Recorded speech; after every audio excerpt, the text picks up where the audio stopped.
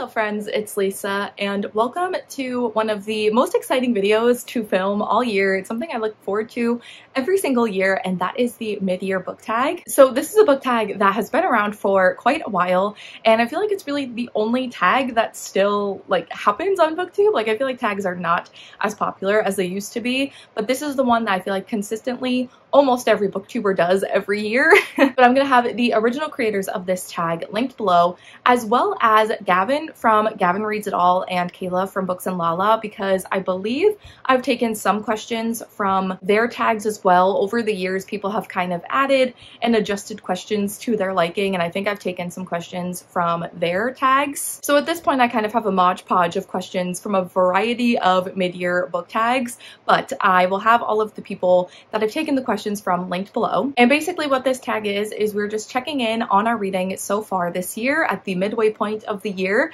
And right now when I'm filming, it's June 28th, I believe. So we are pretty much at the halfway point of the year exactly. So I like to wait until end of June, beginning of July to do this video, because that's the actual halfway point of the year. But yeah, we'll just be reflecting on my reading year so far, answering some questions, and looking ahead to the second half of the year. But I believe it is going to be in the title of this video.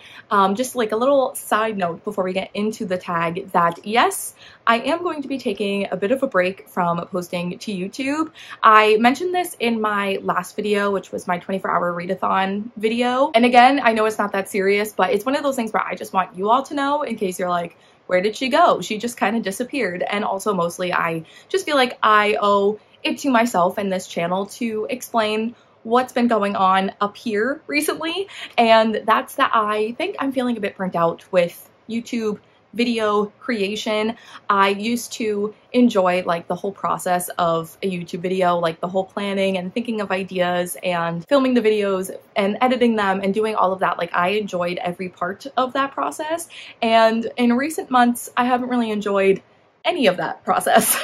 And for me, this is just a hobby. This is something I do for fun. So the fact that for me right now, it isn't very fun, I just don't see why I should force myself to do it, especially if I do want to return to this and come back to it. I feel like I need to allow myself to have a break from it right now before I completely burn myself out and completely ruin this for me. If there's a chance that I want to come back, I think the best idea is to just take a bit of a break. So that's the plan. So this might be my last video for a little while, we'll see. But I am planning on being a little bit more active over on my other social medias, mostly Instagram. I'm actually really excited to put a little bit more time and effort into my Bookstagram, because it takes a lot less time for me to plan and edit and, take the Bookstagram pictures than it does for me to do a video, at least the way I do Bookstagram, which is very simple.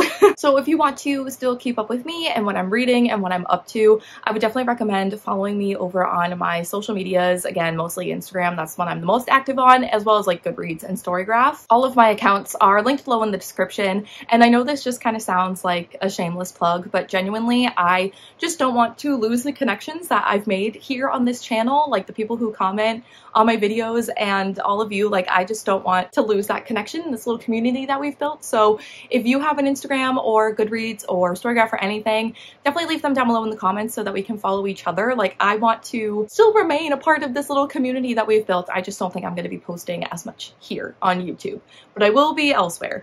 But yeah, I just wanted to say that before I just stop posting and disappear. I feel like I owe somewhat of an explanation, but I didn't want to start taking this little break without doing the mid-year book tag, because again, like I said, I look forward to this tag every year. So we're doing this first. So let's stop yapping about things you probably don't care about, and let's get into the mid-year book tag questions. So first, before we get into the questions, I just want to do a quick check-in on my reading goal for the year. So my goal for the year is to read 60 books, and as of today, which is June 28th, I've read 33 books. So I'm definitely making good progress. I'm a little over halfway through my goal, so I think that that's a perfect place to be halfway through the year. And I definitely have been reading a lot less this year than I have in years past, but that was one of my goals for this year, was just to enjoy the reading experience more, and also just not feel like I have to constantly be reading something, because that's how I feel like I get burnt out and in slumps when it comes to reading. So I've been enjoying taking things a little bit slower, and I feel like I've been more intentional with with what I've been picking up because I haven't been reading as much. And I feel like I've had a good reading year because of that. So yeah, we have 33 books I'm going to be pulling from for these questions. And the first question for this tag is the best book you've read so far this year. And of course, in typical Lisa fashion, I do have a couple of books to mention. I don't know if I've ever done this tag and given you one book per question. It's just not possible. Also, I have a huge like pile of books next to me, so if you hear things shuffling and falling over here, it's just the books. But the answer to this first question, the best book I've read so far this year, like I said, I have two, and the first one is Half a Soul by Olivia Atwater. This was actually my first read of 2024, so kind of iconic for me to start my year with one of my favorite books of the year. So this is a very, very cozy, like historical novel. It's like a historical fantasy romance, but like very light on the fantasy, very light on the romance. Like, it's just the most cozy book. I absolutely loved reading about these characters. And the main character in this is Dora, and she has been cursed by a fairy, so she only has half of her soul, which means that she doesn't really feel like fear or embarrassment, and like missing those kind of feelings and emotions ends up getting her into scandals quite a bit. So she goes to London for the season, and she goes there kind of hoping to remain a bit of a wallflower. I think she goes with her cousin, I believe. Stepsister, cousin, I think it's her cousin. And she's kind of going with the hopes of helping her cousin find a suitor, find a husband, but like remain pretty much a wallflower. But then she meets Elias Wilder and they get into some shenanigans. She kind of has him help her locate the other half of her soul, and they just get into a lot of silly, goofy situations. It's so much fun. Like I said, like the most cozy reading experience, and I just really loved the characters. I loved the like hints of magic and the little bit of romance. Like, this was just kind of everything I look for in a book, so I loved this. And then the other book that I wanted to mention for the best book I've read this year is Just for the Summer by Abby Jimenez. This is a more recent read, and I just love this book so much. I have loved all three of the Abby Jimenez books that I have read, but I think this may be my favorite. I don't know. Yours truly was also just so good, but this one I really, really loved. We have these two main characters, Emma and Justin, and the two of them both kind of have this like curse kind of on them where whoever they date, when they break up, the person that they were with ends up going on to date like their soulmate, and they end up like marrying the next person that they date. So Justin and Emma are like, hey, what happens if we like fake date each other? And then we kind of cancel out each other's curses, and then we'll go on to find our person. And that's how the two of them kind of come into contact with one another and meet. But honestly, that's such a small part of the story. Like, obviously you see them like fake date and go on some dates and hang out with each other, but honestly, it's not really like a fake dating kind of story. You really are just seeing them spending time with one another, getting to know one another, but both of them have very difficult things going on in their lives. Emma has a very toxic mother who has come in and out of her life and has caused a lot of traumatic situations for Emma in the past, but Emma is always so quick to forgive her because it's her mom and she has a hard time like realizing the difficult things that her mom has done to her and put her in. So she's dealing with that and all of the like trauma that she doesn't even realize she has from her mom. But then we also have Justin, who has recently just gained the guardianship of his younger siblings. So his life is also changing a lot. He's having to be responsible for these young kids.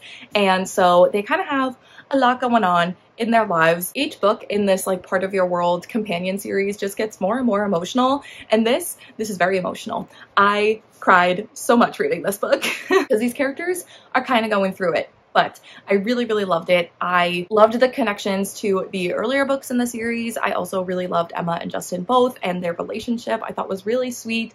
The setting on the lake and just like, I don't know, I just really, really enjoyed like every aspect of this book. There definitely were some like cringy moments, but I find that like every Abby Jimenez book, sometimes with the romance, I find them a bit cringy. I just like look past it because I love every other aspect. So yeah, I absolutely love this. I think this might be my favorite romance that I've read this year. Well, it definitely is. It's one of my favorite books of the year, and it's a romance, so hello.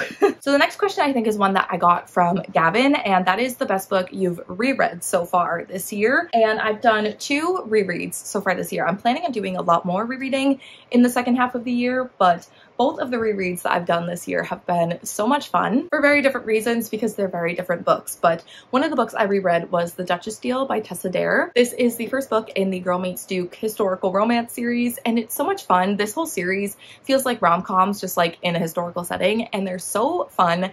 They're so funny and just like silly goofy. These characters get into such silly little situations. It also has like the angsty romantic and dramatic moments as well, so you kind of get like everything you could want out of a historical romance, and I just think they're really, really fun. I read this book for the first time a couple years ago, and it ended up being one of my favorite books of the year, and going into this reread I was like a little worried that I wouldn't like it as much as I did the first time, but I had just as good of a time the second time around as I did the first. I love these characters so much, and it was just such a fun reread. The next one was fun, but for a very different reason, because this book, you know, emotionally destroys me, and that's A Number in the Ashes by Saboteur. I actually just finished my reread of this yesterday when I'm filming this, and it was so enjoyable, but also not, because Saboteur loves to make her characters suffer.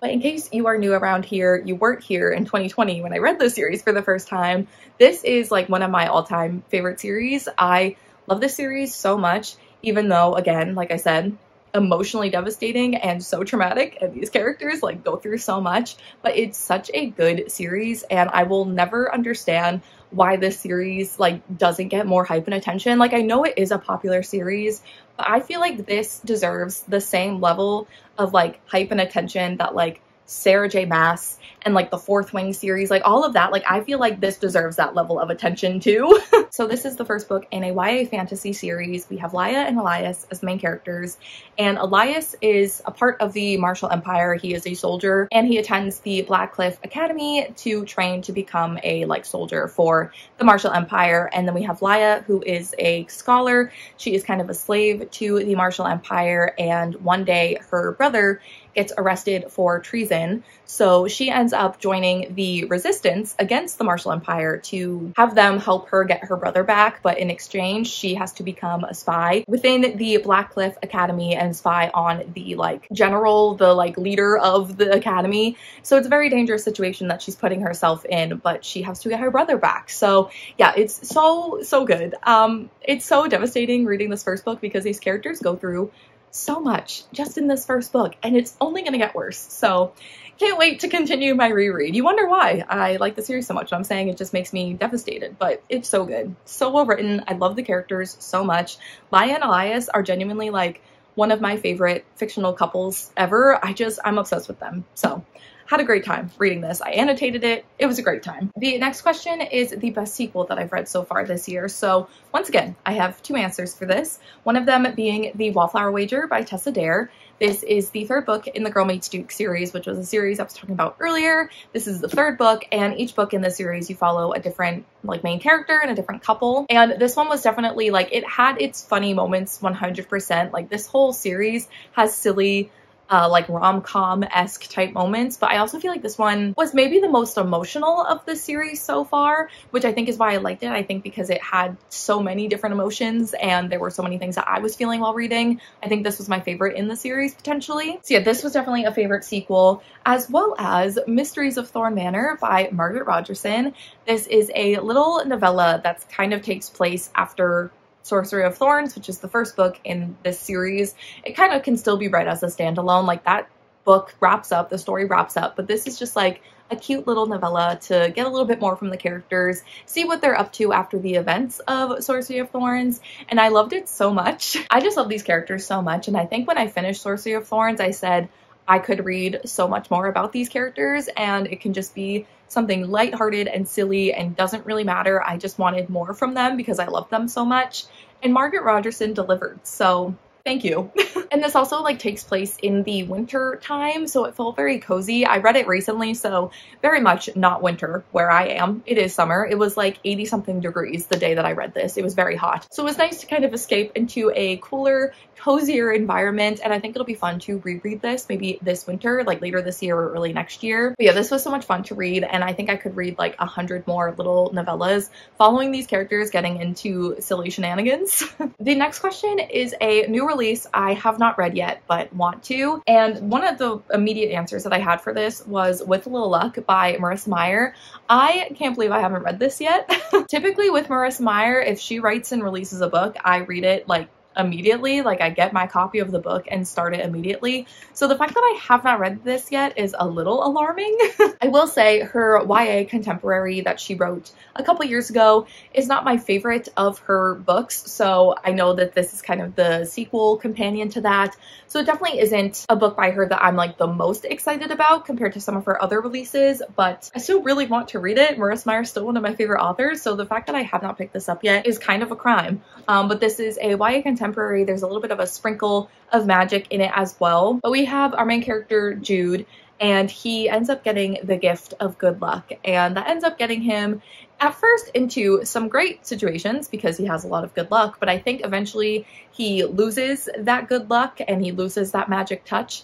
And then some problems start arising for him. So I do want to read it. It doesn't seem like it's that long. And I just feel like I just need to read it. It's Marissa Meyer. Why haven't I read this yet? I don't know. Another one, again, I'm surprised I have yet to pick up, is A Tempest of Tea by Hafsa Faizal. So this is the newest release from this author. I read her other duology, the We Hunt the Flame duology, and I love those books so much. So I was so excited to get another book from her, a new release from her, and then I haven't read it. What are we doing? I don't know. But this one has like vampires and a tea room that I think like at night turns into a blood house for the vampires. I believe there's like a found family and a heist story. It just seems like something that's going to be right up my alley. So I don't know why I haven't read this yet, but I need to. I need to read it. I'm so excited to get another book from her. So I should actually read it. Another one that I haven't read yet, but it's not as embarrassing that I haven't read it yet because it literally just came out this week, but that's A Novel Love Story by Ashley Poston. This is another one of her adult like contemporary romances, and her books also always have a little bit of like magic to them. So I believe this one, the main character travels to this town, but it's like this weird magical town that it's actually the town from her favorite book series or something. Her favorite book series has kind of come to life, and she meets a guy there who isn't a character from the series. So I don't know, it just seems really fun, and I probably am gonna love it because I've loved the two other adult romance contemporaries that she's written. So very excited for this one. I need to get my hands on a copy of it. The next question is my most anticipated release for the second half of the year. So hands down, absolutely no competition, my most anticipated release for the second half of the year is Air by Sabaa Tahir. I think this is coming out in the beginning of October, like the first week of October, and I could not be more excited. I genuinely like can't put into words how excited I am for this book. But this is the first book in a new series from Sabaa Tahir. I think it might just be a duology, but I'm not entirely sure. But it's the first book in a new series, and the kicker, the thing that has me losing my mind a little bit, is the fact that this is set in the same world as An Ember in the Ashes. I think it's taking place like 20 years or so after the events of the final book in that series, something like that. And I just like, I cannot deal with it. I don't know the last time I was this excited for a book release. Probably Chain of Thorns by Cassandra Clare, but I'm hoping this goes better than that because I found that book disappointing, but I don't think this will disappoint me. I don't think Sabaa Tahir has it in her to disappoint me.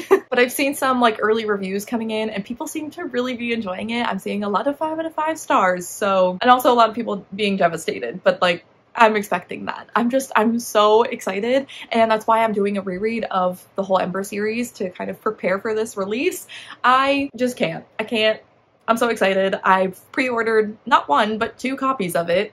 Why? I don't know. I pre-ordered the Barnes & Noble edition of it, and I was like, great, done. It'll arrive on my doorstep, you know, within the first week of its release. Great. And then Sabaa Tahir's like, here's the Walmart edition. It's pink. What was I supposed to do? Not pre-order the pink one too? Hello, of course. So I have 2 copies that will be arriving in October, and I can't wait. I genuinely am so excited. It's too much. So that is definitely my most anticipated release for the second half of the year, but some honorable mentions. I have This Ravenous Fate by Haley Dennings. I believe this is coming out in August, and it's like sapphic, enemies to lovers, vampires. Sounds great. So excited for Haley. And also A Witch's Guide to Magical Innkeeping is coming out sometime later this year. It might be September that it's coming out, but I'm not entirely sure. This is the same author as The Very Secret Society of Irregular Witches, which I read the year that came out and absolutely loved it. So I'm excited to get another book in the same like genre and like cozy fantasy romance vibes from this author.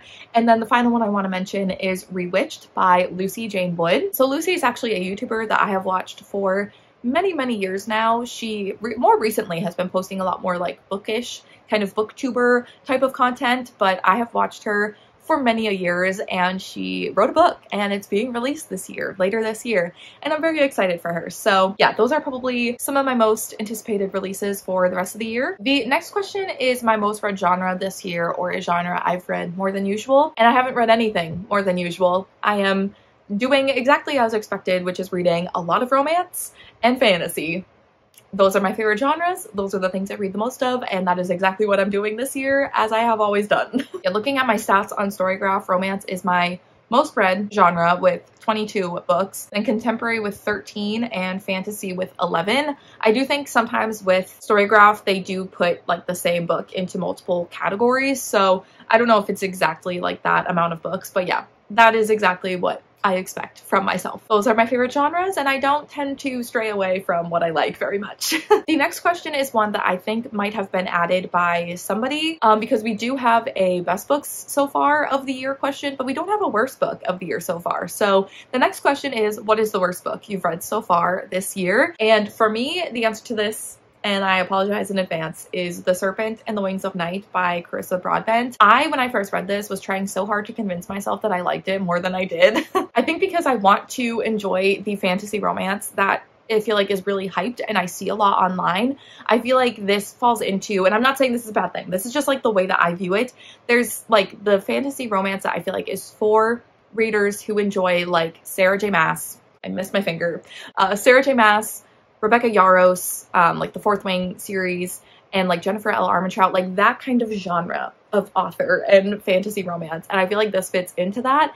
And with those authors, I've had mixed opinions and mixed bits of luck with them. So I never know whether I'm going to enjoy the fantasy romance that I feel like fits into that kind of genre and category. And this one, I really didn't enjoy. I wanted to because people love this series, and I just didn't really like it. I didn't really like the writing. I didn't really care about what was going on until like halfway through the book, and even then I didn't understand what was going on. The world building was really underwhelming and lacking any sort of explanation. I feel like she was like, look at these hot characters and look at these tropes that you enjoy, instead of actually developing the characters and the world building and like why these characters dislike each other and why they should be enemies, but they're not. Like, it just didn't really feel like a whole lot made sense to me, and I didn't really like the characters. I didn't really like a lot about it. So unfortunately, this was not a win for me.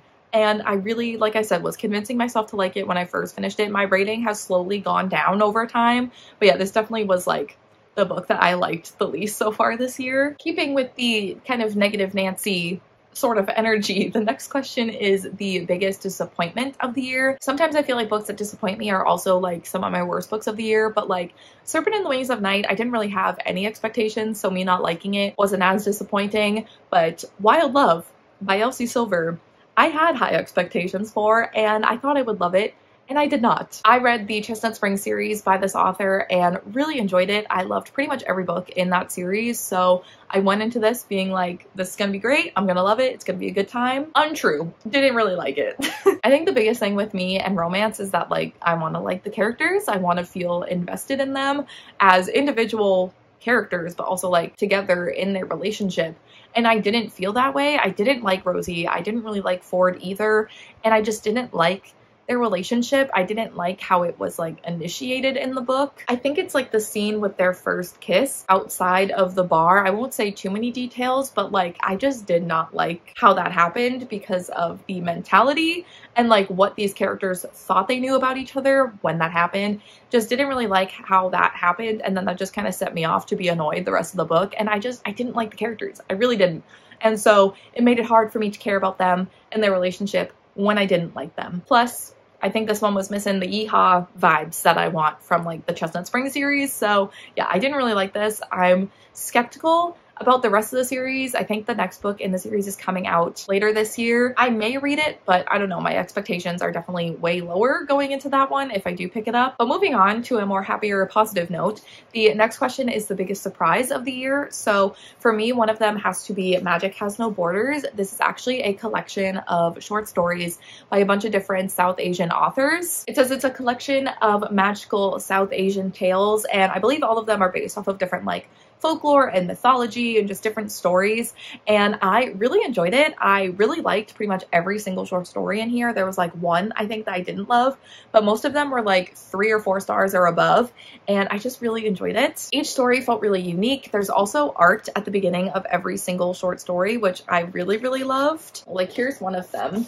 This one's really cool. And it was also cool because they had like different artists working on the artwork as well. I think there were 8 different artists that were a part of this. And I just really enjoyed it. I found the stories really interesting and really unique. I'm also just like obsessed with this cover. I think it's so cool. And yeah, I don't know. I went into it not really expecting to like it as much as I did, just because I feel like short story collections aren't always my favorite thing, but I did really enjoy this. I also wanted to mention Love Theoretically by Ali Hazelwood, because I have read, I think, only 2 of her other books. I read Love Hypothesis and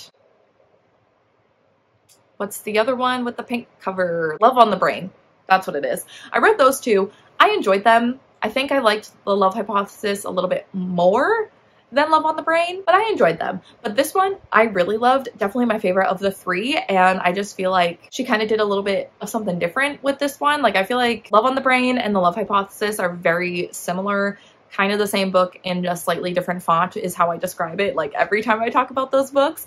But Love Theoretically feels the most different compared to those ones, and I really love the characters, and I just was so surprised with how much I loved it. Even though I've enjoyed books from her in the past, I just wasn't expecting to love this romance book as much as I did. I think I gave it 5 stars. I really enjoyed it. So yeah, I'm skeptical to go into some of her other books. Like, I've heard mixed things on Bride, which was one of her books that came out this year, but I really like this one. So at least that was a win.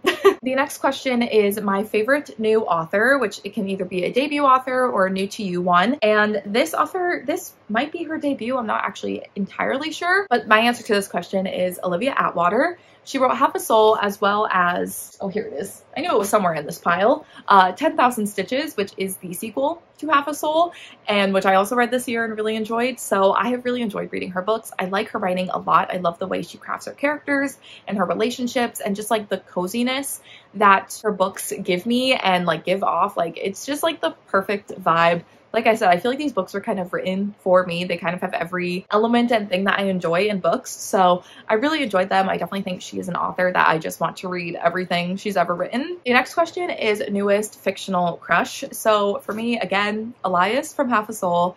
I absolutely loved, I don't know what it is with the name Elias, but like him, this Elias, this is a new fictional crush. I've loved him since I read the series first time, but something about that name, it's just good.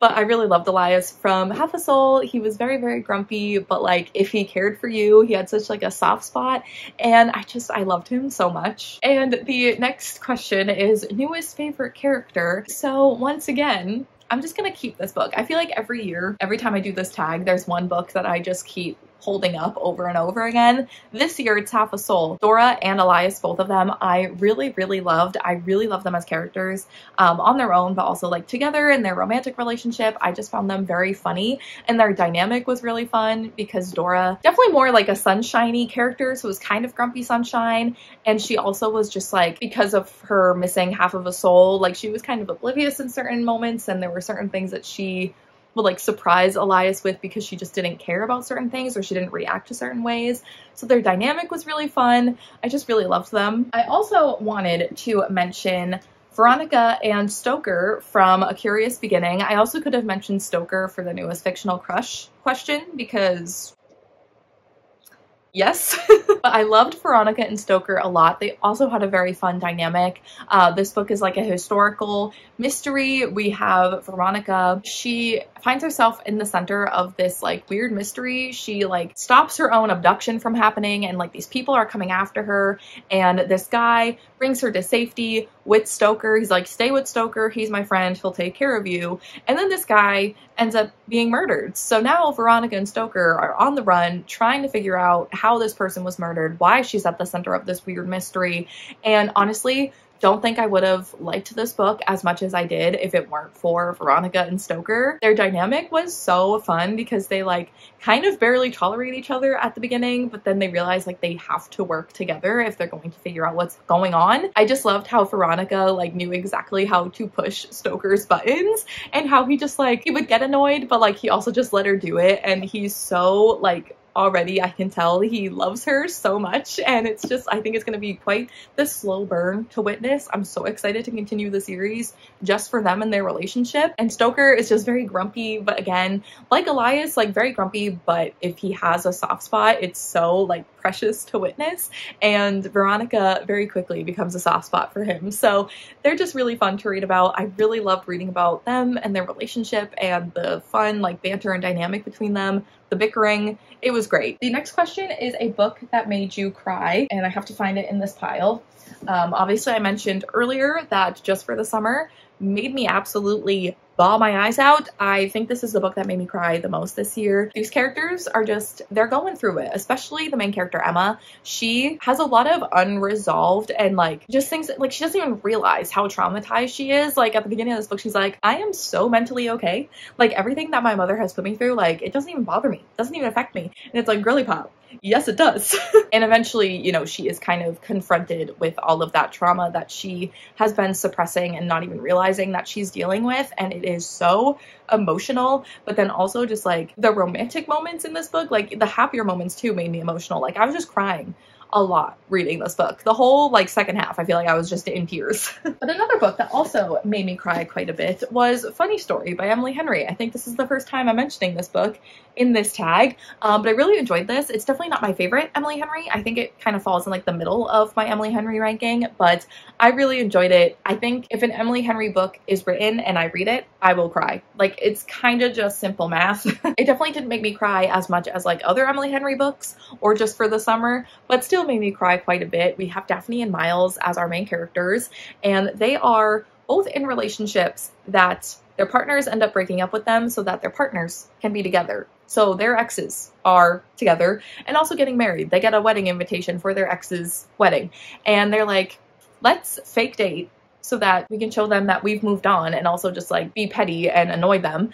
And so Miles and Daphne start fake dating. Also, Daphne has like moved in with Miles because she needs a place to stay after breaking up with her terrible ex. So they're roommates. We got fake dating, which honestly the fake dating part is a very small aspect. Like there's not a lot of situations where they have to pretend to be together, but it's still really fun. I really like the characters. She's a librarian. He works at a winery. I think he actually has a few jobs, but that's one of them, and that's the one that we see, and like, okay, love it. Books and wine. That's it. That's all I need. So yeah, had a really good time with this, but it also made me cry, as all Emily Henrys do. And the next question is a book that made you happy. So while it's here, Funny Story. I think Emily Henry books, yes, they always make me cry, but they also make me really, really happy. They're always so funny and just so enjoyable. Her characters, the way she writes romance and their like the banter between characters, and also like what's going on in their personal lives, and just the way she writes about the human experience. I just really love it. Even when it's not a new favorite from her, I just still always enjoy her books. They just make me so happy, and they're just so comforting. So this definitely made me happy. Also, again, Half a Soul, 10,000 Stitches, so much fun. I also think they both made me cry a little bit too, but they just filled me with so much joy. Like these are books that made me feel like giddy because I just loved the characters and they were just so much fun. We're kind of having a lot of repeat answers with this question, but I also wanted to mention the Girl Meets Duke series. This whole series made me happy. I also have The Governess Game that I didn't grab. It's on my shelf, but this whole series made me happy. And like I said, it's like historical rom-coms. So they're really funny, very like silly goofy. And I really enjoyed these and had such a fun time with them. And also Mysteries of Thorn Manor, because again, being back with these characters was just so enjoyable. And I also feel like because it's a little novella, like the stakes weren't super high. So it didn't feel ever really super stressful, and I was able to just like enjoy the ride and the experience, and I just had a really fun time with this. The next question is my favorite book to film adaptation that I've seen this year, and this technically, it's not a film, it's a show, and it also is by default my answer because it's the only thing that I've seen that is an adaptation of a book, and that is Bridgerton season 3. I haven't read the book that season 3 is based off of. I've only read the first book in the Bridgerton series, but it is the only book to screen adaptation that I've seen this year. And I enjoyed it. I feel like there's kind of a lot of discourse about season 3 online. I wouldn't say it's my favorite season out of the whole show, but I still liked it. I don't know. I don't take this show that seriously, so it's just like a silly, goofy time. It makes me feel emotions, and that's what I want. So I had a good time with it. That's all. But some adaptations I'm looking forward to the rest of the year. I think the Good Girl's Guide to Murder adaptation is coming to Netflix, I think August 1st or like the beginning of August of this year, and I cannot wait. I love that book series, so I'm so excited for the adaptation. It looks really good. And I also think Heartstopper season 4? Is that what season we're on? Season 3. What season of the show are we on? I'm confused. Okay, we only have 2 seasons of the show. I think I'm confused because season 2 was based off of volume 3, so now the numbers are all very confused in my brain. But season 3, it says, according to Google, premieres October 3rd. October 3rd is a big day. I think that's when Air comes out. That's when I'm seeing Sabrina Carpenter. Big day. Big day for the girlies. But yeah, that's happening later this year, and I'm so excited because I love the Heartstopper show. So because of my lack of an answer for this, I wanted to talk about some I'm looking forward to, but Bridgerton season 3 would be my answer for this. And I did enjoy it, so it does work. The next question is one that's more so a like content creator question, and that is my favorite video that I've done so far this year. So this year I did a vlog for the first like week or so of the new year, which I've done I think the past couple of years, and it's really fun to just document my first reads of the year and just like the start of the year and being excited for a new year of reading and all of the goals, and just everything is so fresh and new, and like starting to fill out my journals for the year. Like it's just so fun. So that I think is one of my favorite videos that I've done this year. I also really enjoyed filming my anticipated romance releases reading vlog. I read 3 of my most anticipated romance releases of the first like bit of the year, and it was just really fun to yell about books I was excited about in a vlog. This definitely was a weird question to kind of think about though for me, because like I was saying earlier, I'm taking a break from YouTube because I've been feeling burnt out, and I've been feeling this way for most of this year. So I feel like a lot of the videos that I have posted, I haven't felt super happy with them because I haven't fully enjoyed the process of making every video that I filmed this year, but those 2 videos definitely are ones that I'm very proud of and very happy with. The next question is the most beautiful book you've bought or received so far this year. And I haven't received any special editions this year, which normally are the ones that are like my automatic answer for this. I technically did buy the Fairy Loot special edition of Ruthless Vows by Rebecca Ross, but it got lost in the mail. It said it was delivered in my mailbox. Didn't get it. So classic where I live, my town, messing up our mail. So we'll see if I ever get that because it was a special edition. I don't know if they'll be able to send me a replacement. Good news. But other than that, I have bought some other beautiful books. One of them being The Scarlet Alchemist by Kylie Lee Baker. I just think that this cover is so beautiful. I feel like not everyone loves people on covers. I don't necessarily say I love or hate people on covers because I think it can be done well, and I feel like this is an example of a cover being so beautiful with a person on it. I mean, this girl is beautiful, so there we go. But I don't know, something about this cover I think is so stunning. I also got myself a copy of Sorcery of Thorns by Margaret Rogerson, which was one of my favorite books of last year, and I really love this cover. I've always loved this cover. I just think it's so pretty. The font, the art style, it's just beautiful. The color of green, oh, just so good. I also really love the cover for A Tempest of Tea. I think it's also very pretty. There's also some beautiful special editions of this book, so would love to maybe get my hands on that if I end up reading this book and loving it. I think it's the Fairy Loot one. That's really, really pretty. There's one that has like a slipcase with like the blood on it. I don't remember who made that one, but yeah, there's some beautiful special editions, but even just like the original cover I think is stunning. I also did mention this earlier that the Magic Has No Borders cover I just think is so cool. All of the like little art pieces within this cover are all of like little hints as to what like the art inside is going to look like. It's a lot of like little reflections of the art inside, and I just think it's so cool. All right, we've made it to the final question, and that is, what books do you want to read by the end of the year? And every year I say the same thing. All of them. I want to read all of the books. There are so many books that I want to read by the end of the year, but I feel like kind of quickly recapping some things that I mentioned like earlier in the video. With a Little Luck by Marissa Meyer. It's a crime I haven't read it yet, so I need to read it by the end of the year. I feel like this is a good like summer read. Like there's a beach, on here, so I feel like this is something I need to read within the next couple of months. Also, A Tempest of Tea, I really, really want to read. I think this might be a fun fall read. I don't know if it's gonna have fall vibes. I just feel like with vampires, I'm like, yeah, fall. Also, not only does it have a beautiful cover, but The Scarlet Alchemist is one that I really want to read. I don't know like why I feel so drawn to this book. It was one that I kind of bought on a whim. I've never read from this author before. I typically buy books like knowing that I'm probably going to enjoy them, or if it's like an author I really like. I just kind of bought this because I just have a good feeling about it. So I don't know, I really want to read it. I've heard good things, and so I would like to read this by the end of the year. But some other books that I haven't really mentioned so far in this video because I have not read them. One of them I'm kind of terrified to read, I'm not gonna lie. But I feel like I need to read Iron Flame before the end of this year. I feel like it's kind of wild that I haven't read this yet. I feel like people have not had the best luck with this book. And to be honest, I read Fourth Wing about a year ago now, actually, at this point. And I, like, the more time goes on and the more time I actually, like, think about the book, because I didn't think about it when I was reading it. I was just like, woo, this is fun, dragons, drama, love it.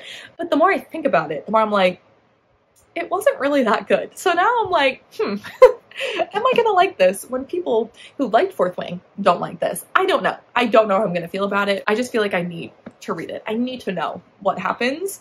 I also think she's working on the third book. I don't know when the third book's gonna be coming out, but I don't know. I feel like I need to read this soon. I just need to know, or just, you know, get it over with. I don't know. Whatever happens, I need to read it. Another book that I really want to read before the end of the year is the book I think I've had on my TBR the longest. I've had this book since February of 2020, and that's The Girl with the Louding Voice by Abby Doré. I think I mentioned this in my like New Year reset vlog that I wanted to read some of the books that have been on my TBR for a while, and if I don't read them this year, I think I need to unhaul them. But the thing is, like, I do really want to read this book. I just haven't yet. In 4 years, I haven't read it yet. I don't know why. I think I'm just like, this is not my typical genre. So I know I have to be in like a very specific mood to pick this up, but I do want to read it. So I'm hoping I can read it before the end of the year. But yeah, those are definitely the ones that I'm eyeing on my TBR that I want to read by the end of the year. But obviously there are so many books that I want to read. I would love to read all of the books on my physical TBR back there by the end of the year, but that's not going to happen. But yeah, this question is just kind of impossible because there's so many books that I want to read by the end of the year. But those are some of the like the highlights and the ones that I really want to get to. But that was the final question. So those are all of my answers to the mid-year book tag. I actually can't believe we're at the midway point of the year. This year is kind of flying by, and I think I say this every year in every mid-year book tag, but genuinely, how is it almost July? When this video goes up, it will be July. How is that happening? I don't know. But yeah, I would love to know your answers to some of these questions. Feel free to let me know like your best and worst books of the year, or anything you're looking forward to in the second half of the year. Or if you've filmed this tag or like made an Instagram post with this tag, definitely let me know and I'll check it out. But yeah, this feels a little like bittersweet because I do feel like this is going to be my last video for a little bit. I, again, don't know how long I'm going to be taking this break. I just know that like I need to take it. I need to take a bit of a break from filming and posting. I know I'm feeling burnt out and like I'm not enjoying it, and that's just so silly. I want to get to a point where I can enjoy it again, and I think a break is what I need to do that. So yeah, it's kind of weird ending this video because like I don't know when I'm going to be posting again, but like I said, I'm going to be more active I think over on Bookstagram. I actually want to make an Instagram post today, so when I end this video, I'm gonna go and do that. But yeah, Instagram, Twitter, Goodreads, Storygraph, all of those things are links below if you want to follow me over there. But yeah, I don't know how to end this video because I don't know when I'm gonna post again. But thank you so much for watching the mid-year book tag. Again, had so much fun doing this as I do every year. But I think that is going to be it for this year's mid-year book tag. And thank you all so much for watching this video and any other video. It feels like a good opportunity to just thank you all for supporting me over the years. And I will see you in my next one or on some other forms of social media. I will see you where I see you. All right, bye.